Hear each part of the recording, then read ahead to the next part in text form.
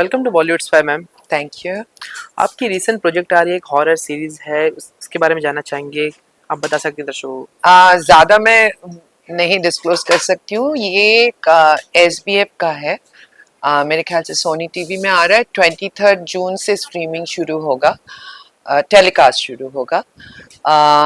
ये इसका नाम है अभी तक आमी डाकिनी बोल के ये लोग बोल रहे हैं। जी। अगर बाद में बदल जाता है तो मुझे नहीं पता। और ये एक हॉरर ड्रामा है based on a Bengali background. And it's very interesting because जो जिन्होंने लिखा है उनको टेलीविजन मीडियम के बारे में अच्छी तरह पता है, तो उसके हिसाब से स्क्रीन प्लेस वगैरह जो किया है that's filled with twists and turns and all the things which are generally needed for television series. तो मजा आ रहा है, कर रहे हैं। और डायरेक्शन दे रहे हैं ललित मोहन जी, जी। जो बहुत सालों से काम कर रहे हैं, सबको पता है उनके बारे में। प्रोडक्शन के लोग बहुत अच्छे हैं और जो ensemble कास्ट आया है वो भी बहुत यू नो इंटरेस्टिंग है। They are working very hard, so yeah we are looking waiting for that actually. आपने बंगाली सिनेमा में भी काम किया है और ये सीरीज भी बंगाल से रिलेटेड है, तो क्या आपके लिए आसान हुआ था ये सीरीज में काम करना? बंगाली सिनेमा में उतना ज़्यादा मैंने काम नहीं किया बिकॉज मैं कलकत्ता बहुत साल पहले छोड़ चुकी हूँ। तब मैं करीबन मैं लेट 20s में थी जब तक ओके। मैं छोड़ चुकी थी। उससे पहले कलकत्ता में मैं थिएटर बहुत कर चुकी हूँ। कलकत्ता की फिल्म में एक्चुअली बॉम्बे आने के बाद मुझे कलकत्ते में फिल्मों की काम मिली। एक तो प्रतिम गुप्ता का था, शांतिलाल ओ जी। प्रजापति रहस्य, देन अपर्णा सेन का घरे बायरे, देन अंजन दत्त का ब्योमकेश का एक वो था, फिल्म था। सो इतना ही किया है मैंने उधर, और कोई उतना काम नहीं किया मैंने। शुजित जब बिकी डोनर या पीकू के लिए बुलाया था, ऑब्वियसली स्टोरी बंगाली थे तो उसके हिसाब से आसान हो जाता है। मेरे ख्याल से वो मैं नहीं, जैसे आप कोई पंजाबी स्टोरी अगर बना रहे हैं तो ऑब्वियसली आप पंजाबी एक्टर को लेंगे तो उनका समझ जी। और एक नॉन पंजाबी एक्टर के लिए तैयार करना होगा। मैं ये नहीं कह रही हूँ कि वो कर नहीं पाएंगे, पर obviously there will be a certain amount of differences. पर होता है, मतलब इरफान खान 5 सिंह तोमर कर चुके हैं, जी। तो ऐसा नहीं है कि होता नहीं है, करते तो हैं लोग। So that's it. आपके कैरेक्टर के बारे में जानना चाहेंगे सीरीज में मैम, थोड़ा डिस्क्राइब कर सकते हैं? आ ये एक हीरो की दादी के रोल है जी। और she is a prime character because she is the one who actually kind of moves the story forward. Okay. Okay, so that much I can tell you. उसके आगे मैं नहीं बोल सकती। मैम, आपके हिसाब से आपको क्या लगता है कि इंडियन ऑडियंस है वो एक हॉरर सीरीज को किस नजरिए से देखती है?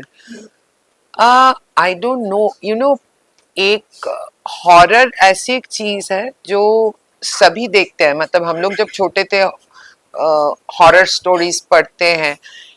अभी बिकॉज ऑफ टेक्निकल डेवलपमेंट आजकल ये चीजें बनना शुरू हो गया है, और I think through OTT platform, through social media, through this whole the whole world has opened up due to Netflix, Prime Videos। और वहाँ पे जिस किस्म के हॉरर्स स्टोरीज या सीरीज दिखा रहे हैं, वो देख के यहाँ के लोग भी वो कोशिश कर रहे हैं, क्योंकि लोग तो देखते हैं। जी। कोरियन हॉरर स्टोरीज बहुत सारे हैं। मैं उतना हॉरर स्टोरी के फैन नहीं हूँ, मैं बहुत डरपोक हूँ। मैं अपनी जिंदगी में मैं बता सकती हूँ, मुझे सिर्फ एक ही हॉरर फिल्म मैंने देखा था, ओमन, एंड लव्ड इट। पर बाकी मेरी हिम्मत नहीं।